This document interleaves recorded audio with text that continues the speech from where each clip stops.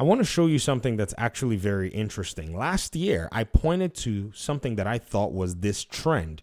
Now, it could be that this is not something that was intentional, but I don't see any how that it could be only considered as coincidental.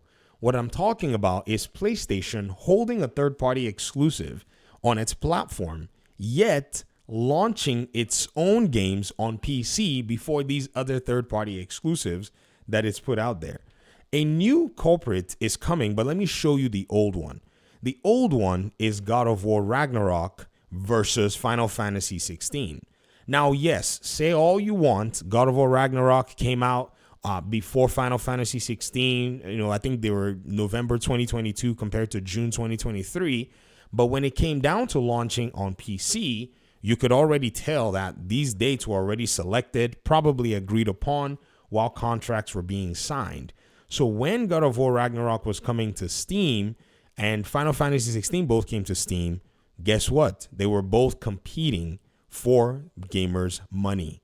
This competition, in my opinion, I don't think boded well for Final Fantasy 16. I think God of War Ragnarok, because of its popularity in terms of its first game, I think it bodied, Final Fantasy 16 when it launched. In fact, if we take a very close look, just from a small perspective of, say, the active users, the reviews, and all the above, you could already tell that this game or both games didn't necessarily click hard at the time. Wukong had also come out, so not only were both of them fighting for space on the PC platform after one had already held the other one captive on its ecosystem, used it to push consoles, it went ahead and jumped on PC where both of them were double smacked by Black Myth Wukong. Another game is coming, or another two games, one a PlayStation exclusive, is coming and falling into this category. And a third-party exclusive deal is also following suit. It is Spider-Man 2 and Rise of Ronin. Marvel Spider-Man 2 is slated to drop on PC January 30th, 2025. And Rise of Ronin just announced that they're going to be launching their game in March of 2025.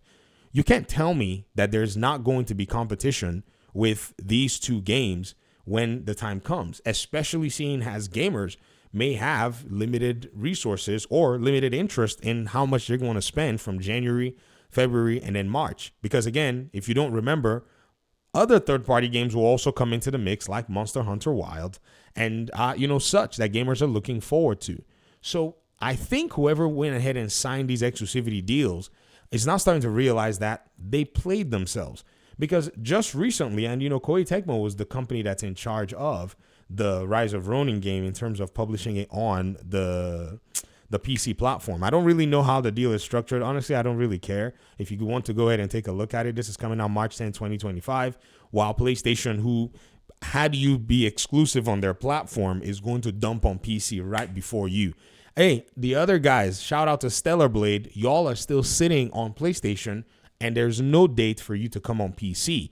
Do you see how they're doing you? They're bringing their games on PC, eating money, while you are saying in news articles that you hope that Stellar Blade on PC, on Steam, will sell more copies than, the PlayStation 5 version. I mean, I'm not making this stuff up. Apparently, they say that they expect to sell more copies on PC than PS5, according to this Push Square article written by Sammy Barker. But how are they going to sell more copies when everybody else is getting ahead of this whole thing and putting their games on PC? And before they arrive, they would have basically taken a lot of space.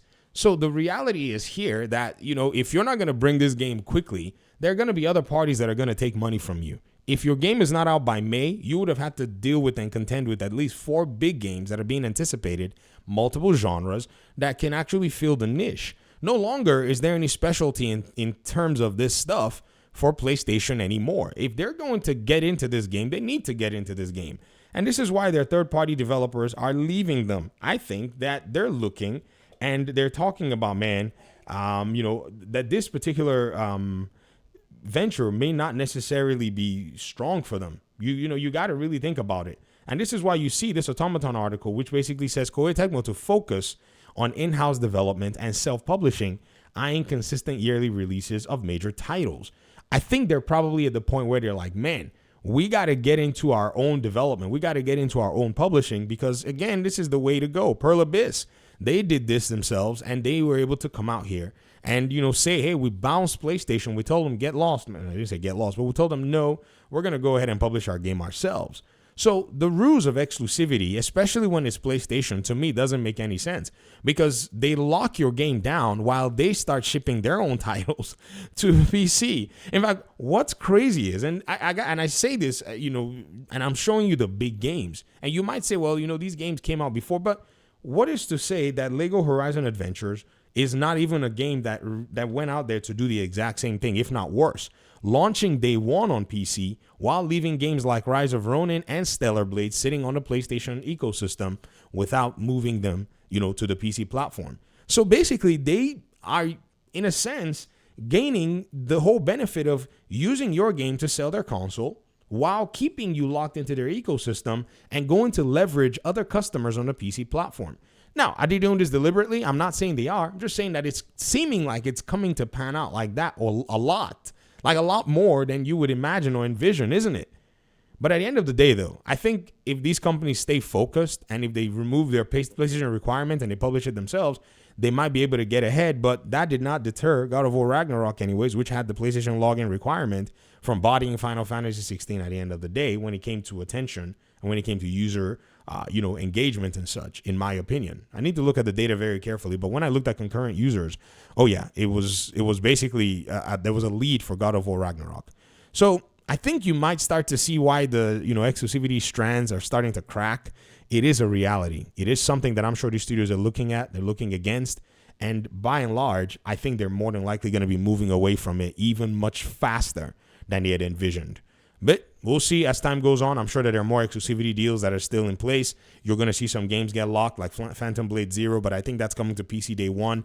Those developers are, I think they're trying to hedge themselves depending on how you look at it. But, time is going to tell.